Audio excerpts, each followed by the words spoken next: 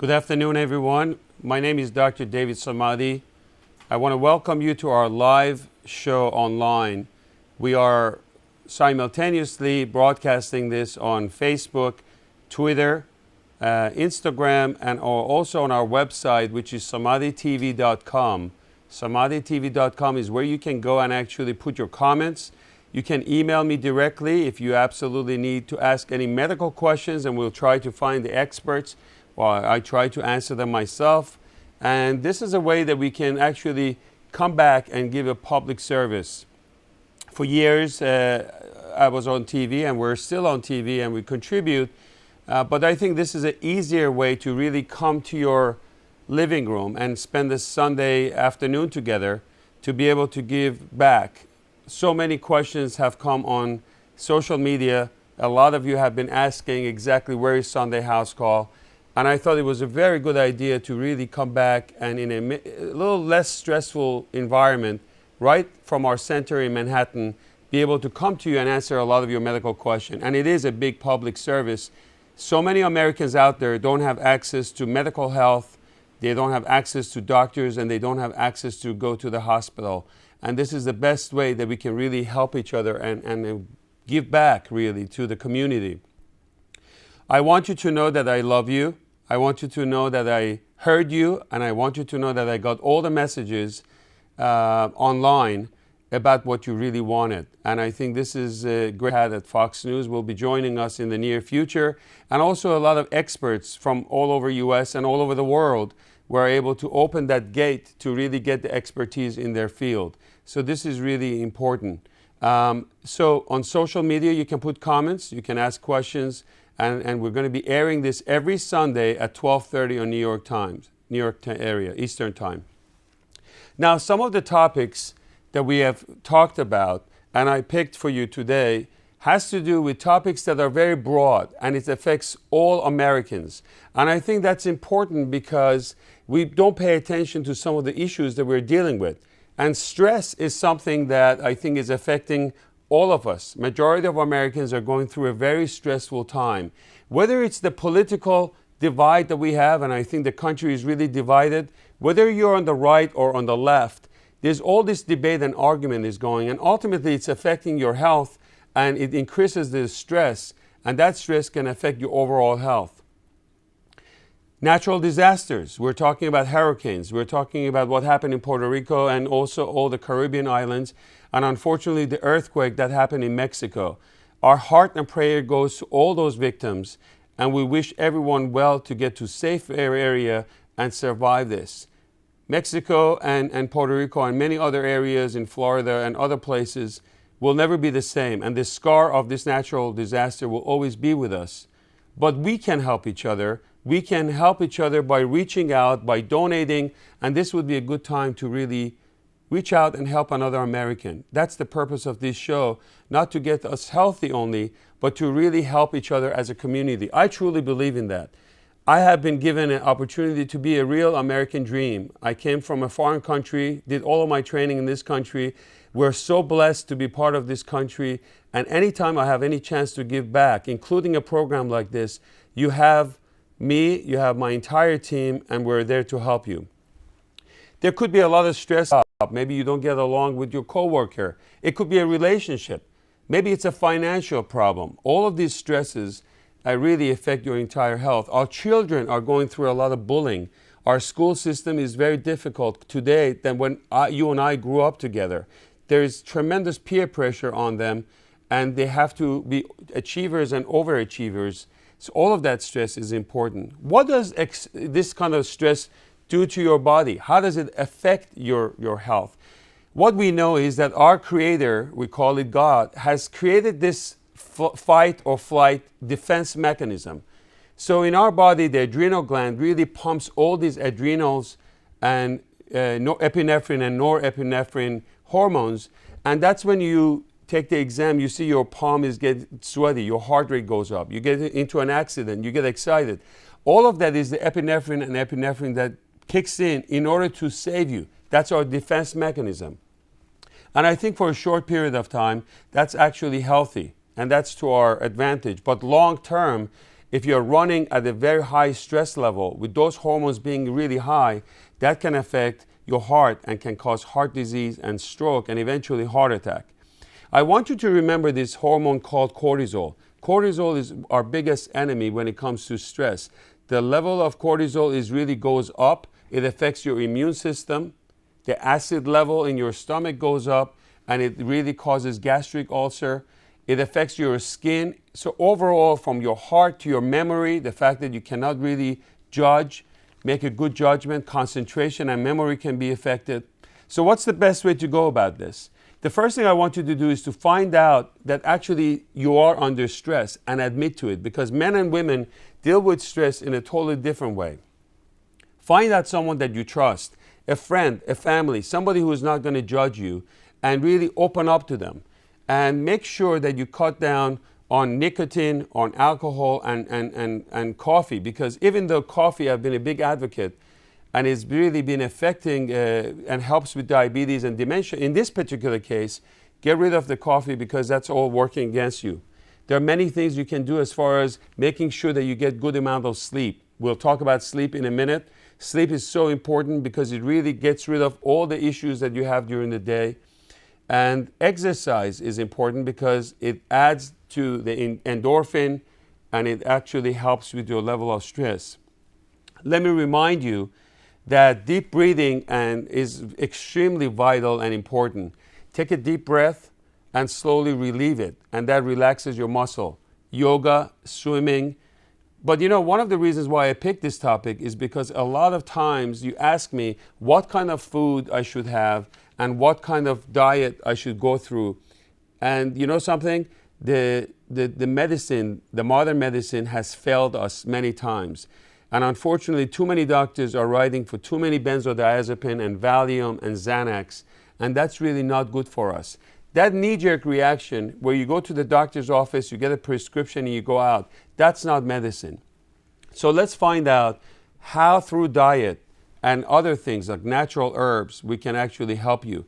I think adding to your breakfast oatmeal is extremely helpful. I think oatmeal has not only a lot of fibers, but it has tons of vitamin B and magnesium. And we've seen that low magnesium actually increases the anxiety. So for breakfast, I recommend an oatmeal.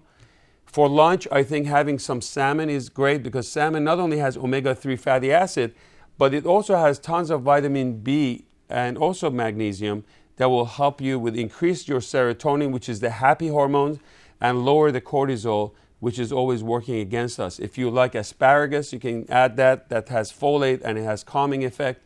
And I know that all of you are waiting to hear about dark chocolate. Dark chocolate has flavonoids, it has polyphenols, and that reduces the blood pressure and also reduces the cortisol. So yes, you can have a little bit of dark chocolate and you'll be great. And I think through this diet, you will be absolutely fine. Finally, I think you've heard me talk about passion flower and also kava. These are also very calming herbs that you can use. And if you get to a point where it's really a crisis and you need to go see a psychiatrist to take those medications, that's fine under the supervision. Mind you, everything I recommend today in this program and future programs may or may not work for you. This is a public recommendation.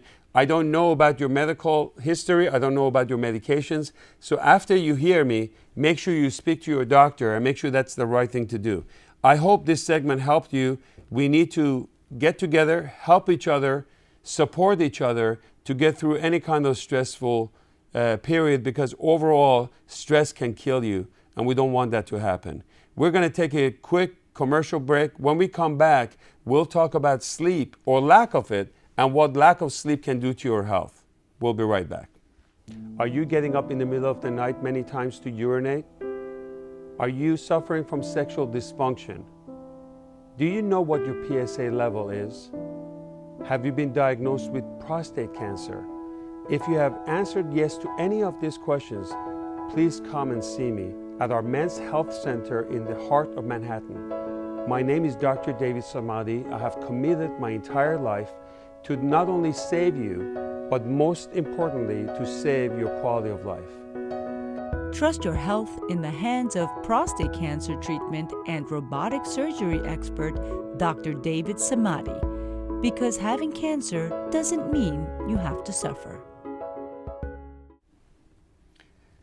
One of the big topics that you've been asking about is, I have insomnia, I'm not getting enough sleep, and that's really affecting my work, and it's really, I'm about to lose my job, and my job is in danger. What do I do? And this is like, should I worry about lack of sleep? And what I will tell you is that you're not alone. About a third of Americans are suffering from insomnia and lack of sleep. Isn't that funny that a third of Americans are also suffering from obesity and diabetes? And can there be some overlap or correlation between these people that are not sleeping? And what does lack of sleep do to us? About 7 hours of sleep is what's recommended. And we're talking about a real deep REM sleep. During the night, you're going through a lot of cycles, superficial and deep ones. And it's the deep or REM sleep that really counts. You may be sleeping for many hours, but wake up in the morning and you're more tired. And you can relate to this. I'm sure a lot of people out there can say that I can understand completely what Dr. Samadi is talking about. I got my 7 hours of sleep, but in the morning I'm even more tired. Statistics shows that lack of sleep is a public hazard. Has been about 10,000 accidents and over 1,500 deaths as a result of this kind of lack of sleep. So it's not just you're endangering your own health, but you're also like putting a lot of other people in danger. And that's one of the reasons why I want you to know about this.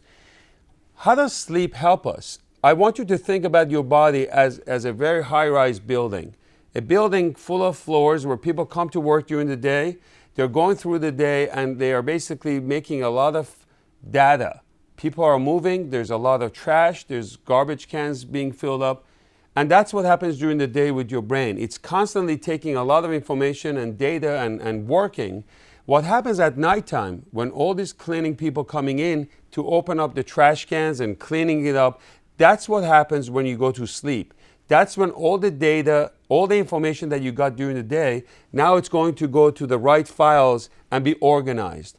What happens when you don't get enough sleep? Well, when you wake up in the morning, things are not going to be organized. Your judgment is not correct. Concentration is a problem. Memory, how many times you forget someone's name and you constantly have to think about it before it comes. That's because of lack of sleep. The other thing that lack of sleep does is changes the hormones in your body. You've heard of ghrelin and leptin. Ghrelin is actually what promotes hunger, and leptin is what promotes fullness. Your ghrelin will go up, your leptin will go down when you don't get 7 hours of sleep, and you have that crave for carbohydrate. You wake up in the morning, you want to have that pancake, you want to have sugary diet, drinks, you want to add sugar to your coffee, etc. That leads to obesity, that leads to cardiovascular disease, that leads to a lot of inflammation in your body, and ultimately stroke, and you want to be careful. I can tell you that in the field of urology, which is my field, we see that a lot of lack of sleep and obesity can decrease the testosterone and lower libido. We'll talk about testosterone at the end of the show so you exactly understand that. Remember that guy cortisol that we spoke about during stress? It's all coming together because when you don't sleep well, your cortisol goes up and that causes stress and anxiety. Lack of sleep can affect your heart and your entire cardiovascular disease and your health, and you really want to be careful. Something you've heard of called sleep apnea, and you hear about bus drivers, train conductors, they don't get enough sleep, they fall behind the wheel, and this accident happens. Sleep apnea usually happens in obese people. They wake up in the middle of the night, they grasp for air, they don't know about this, their oxygen level in the brain is low, so they're constantly waking up, and they never go into deep sleep. And sleep apnea by itself is a major health hazard because it leads to obesity, diabetes, cardiovascular disease. So you really want to break this. So what do? The best advice I can give you is set a program for yourself. Make sure you always go to sleep at the same time every night and stay away from all the smartphone and tablets. The lights from all these devices actually interrupts your sleep, and you don't want to do that. Make sure the temperature of the room is healthy, not too hot, not too cold. Get yourself a good humidifier so the room is not too dry. and be generous to yourself. Spend some money on a very good, comfortable mattress, because that's the best investment you can have. And also make sure you don't take any alcohol and also caffeine right before you go to sleep, because that obviously prevents you from getting to deep sleep. And unfortunately, a lot of people exercise right before you go to bed, and that's not such a smart thing to do. My biggest problem is because of the way we work, and we work hard, when we get home we have a big meal right before we go to sleep, and that can actually presses on your stomach and causes a reflux, and affect your vocal cord, and you have the cough, and again it's an interrupted sleep. So invest on some of this. I think some of the herbals that we've spoken before is also good. Melatonin and zinc and valerian tea is also very healthy if you have any problem. And if all of this doesn't work for you, then you should see your doctor. We're going to take about 20-second commercial. When we come back, I want to talk about sexual function or sexual dysfunction and how to fight it.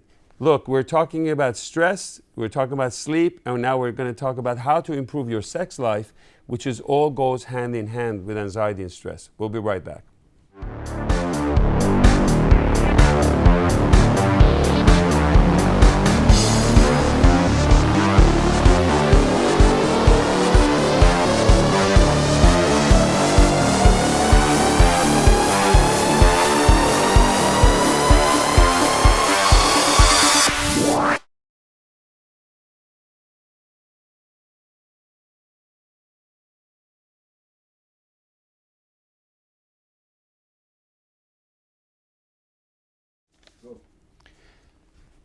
Welcome back to our live show. We are on Facebook, Twitter, and Instagram, and you're watching us on samaditv.com.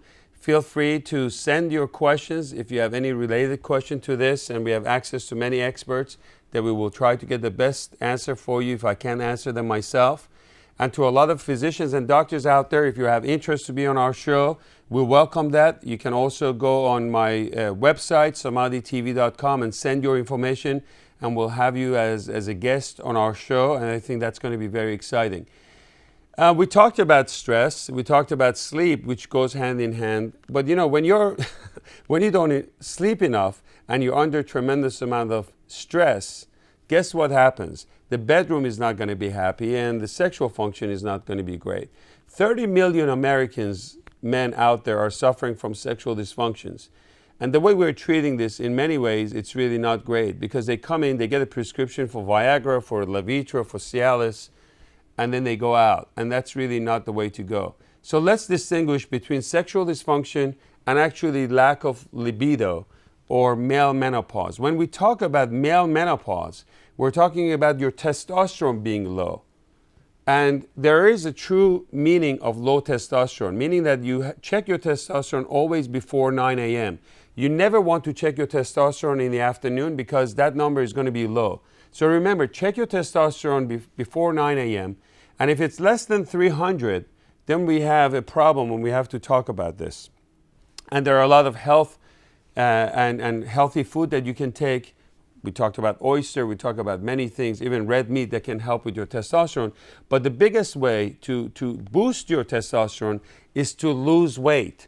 Now, weight and testosterone, what does one have anything to do with the other one?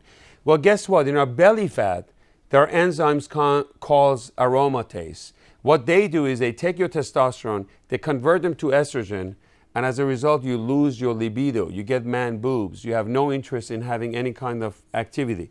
That's all testosterone. Today, we're talking about sexual dysfunction. I see many young guys coming in, 25, 30-year-olds, saying, hey, doc, I can't have any sexual activity. I was fine 3 months ago. Now with a new girlfriend, I can't perform. What does it mean? A lot of this is psychological. And I think we need to make sure that that performance anxiety is out of the way.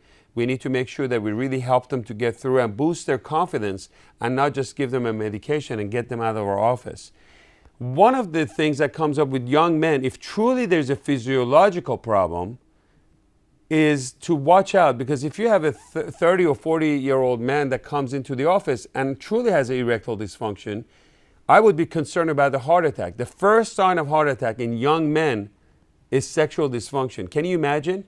I repeat, the first sign of heart attack in young men is sexual dysfunction because the arteries that are in the penile tissue are smaller than the arteries in the heart. So the same mechanism of high cholesterol plaque forming blockage of the arteries in the heart happens in the penile tissue, and they may have erectile dysfunction. Obviously, these are rare occasions. We see aging has a lot to do with sexual dysfunction as we get older.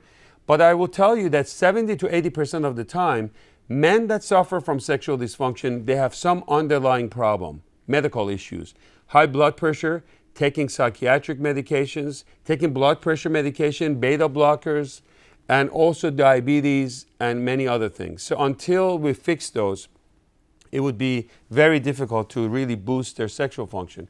Now, it is true that I think medications such as Viagra, Cialis, and Levitra really have revolutionized the way we practice medicine.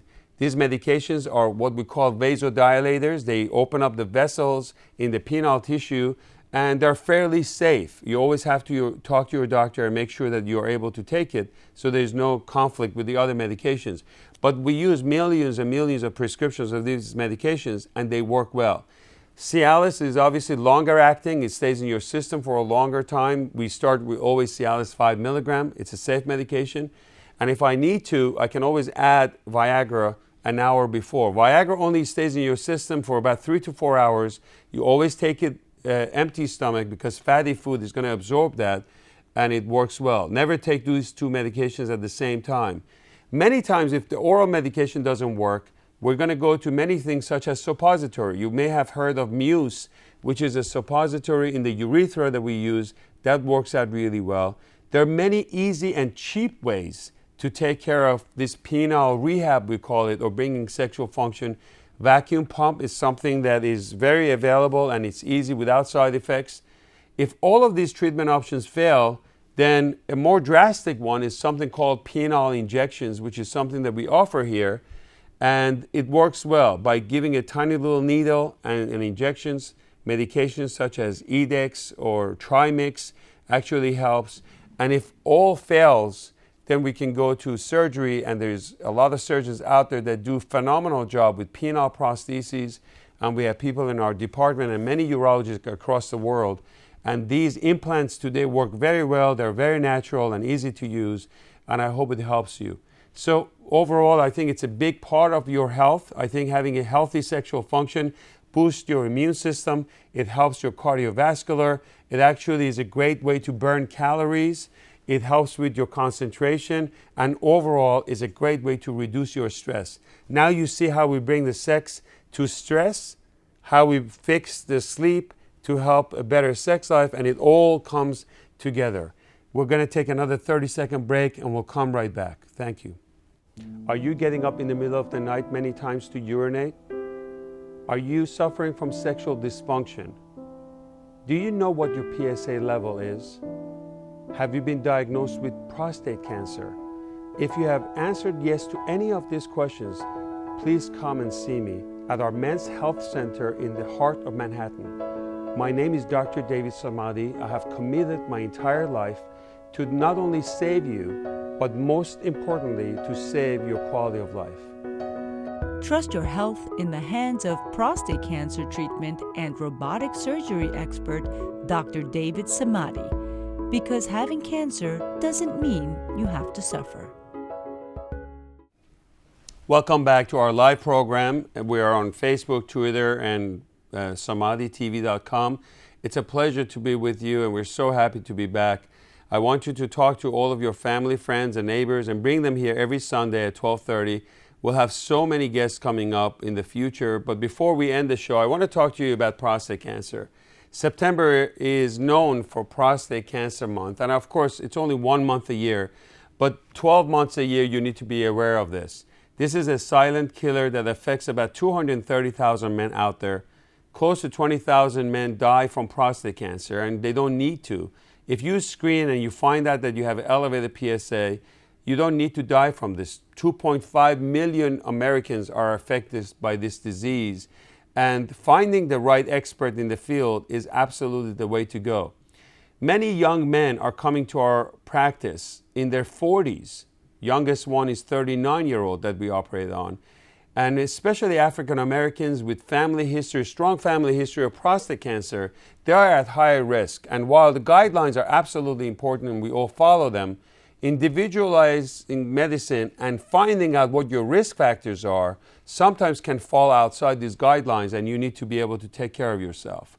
Now, you go to the doctor, you have elevated PSA, and of course we want to rule out cancer, but elevated PSA doesn't mean that you have prostate cancer. It may be that you have an inflammation. You may have an enlarged prostate or prostate cancer. Today we use a lot of MRIs and MRI biopsies, and this is one of the centers in Madison Avenue where we're equipped with this.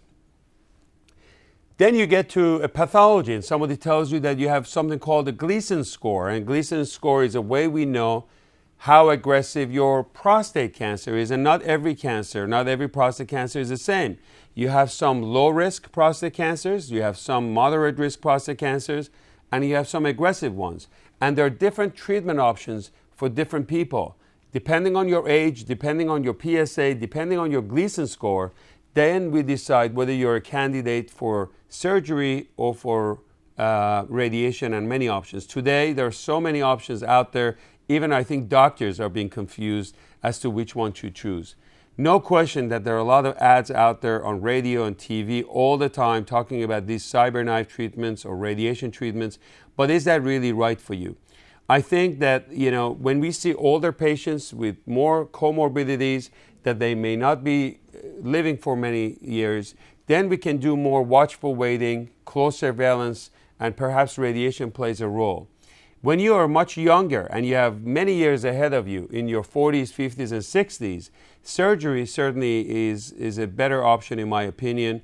And the advantage of surgery over radiation is such this, and this is not a surgeon trying to push surgery. It makes a lot of sense. Number one, you get the cancer out of your body, which is what we do for every other cancer in our body. You will know in surgery what kind of stage you have, how much cancer you have, what is the margin, what is the lymph nodes, and all these other options such as HIFU and laser of prostate, laser ablations, cyberknife, radiation, and you name it, none of them will give you accurate staging. They just go with what the pathology is. After surgery, your PSA should be absolutely zero. So you can sleep well at night knowing that your cancer is gone. You see on the left side of the diagram, after surgery, your PSA should be zero, undetectable, but with radiation or cyberknife, that PSA is going to continue to fluctuate, and it's going to really drive everyone crazy. You can have radiation after surgery. Think about this. We remove the prostate. If there's small chance of cancer coming back, you can still get radiation after surgery, but if you get cyberknife or radiation, you're not going to be able to have surgery. That's really important for you to know. Once you remove the prostate, you're not going to have any kind of BPH or old man disease to deal with, whereas down the road with radiation, you may get rectal bleeding or scar tissue. So overall, I think radiation plays a role, and certainly in my practice, it would be a great backup plan, and I would offer radiation to a lot of patients who may not be a good surgical candidate, but in the hands of expert surgeons, our continence level is improved, our sexual function is improved, and we're much better surgeons, and you can always call our office or other centers in the country that are experts in the field. So I think we're getting close to the end of the show. I hope it's exciting for you as it was for me. We have another exciting program coming next week, and one of my favorite guests, Betsy Mccoy, is going to be with us. To introduce her, I need a whole half hour to introduce her, but she has a bestseller, New York Times bestseller, Beating Obamacare. She is involved in healthcare policy. Her passion is about infectious disease and how to avoid it in major hospitals. We're going to have many guests coming in the near future. The phones are ringing, and everybody wants to know exactly what's going to happen to this show. We're excited to have Betsy next week, and we're also honored and pleasure to have all of you with us for this half hour. Good day, and God bless you, and I'll see you next week. Thank you very much.